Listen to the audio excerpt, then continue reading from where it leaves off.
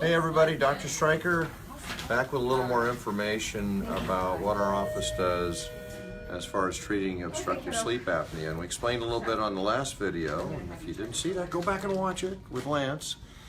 But our dental office actually a few years ago started looking a little bit beyond the teeth to some different anatomical structures nearby and realized that there were some benefits that we could give to our patients beyond just straightening teeth and straightening their jaws. And so with the technology that we have now with cone beam and looking at things in a three-dimensional aspect, we're able to look at the airway a little bit better and actually treat some things with the airway. So we got Thamer here, and I believe we probably saw you first time maybe 2 years, 3 years, right? Almost exactly 2 years. 2 years ago, yeah.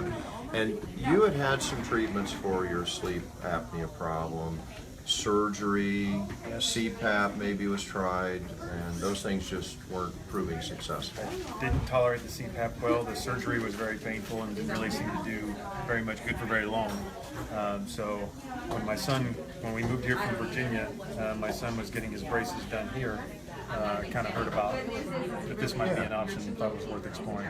Yeah, and just to let you know what we do, we don't just have somebody, we're not just treating snoring. And so just if I could, I'll just hold up, I've got Thamer sleep study, I've kind of forgotten.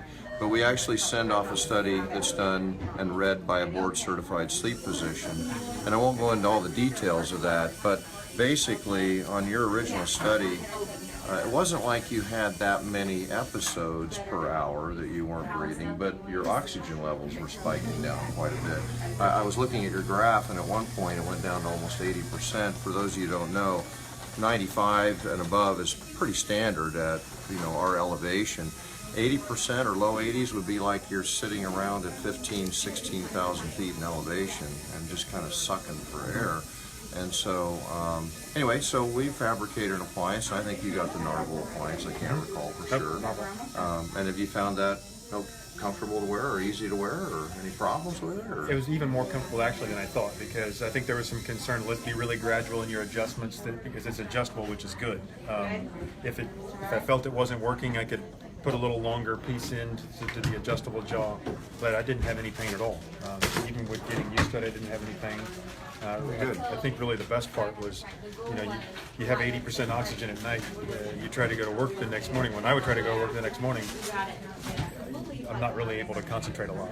Yeah. And I will tell you something else, that I did not dream. I don't remember recalling a dream for years, because I don't ever think I got into that kind of sleep where I could have a dream.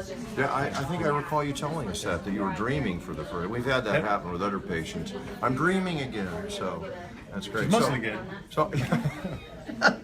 So how, just in a summary, how would you say it's been for you? It's been very effective. My wife reminds me if I forget it. I don't get to sleep a night without it, because if I do, she knows right away that I've gone without it, and I'm getting woken up and go get this thing, go get your mouth guard, as she calls it. So yeah, very good. All right, it's been very good.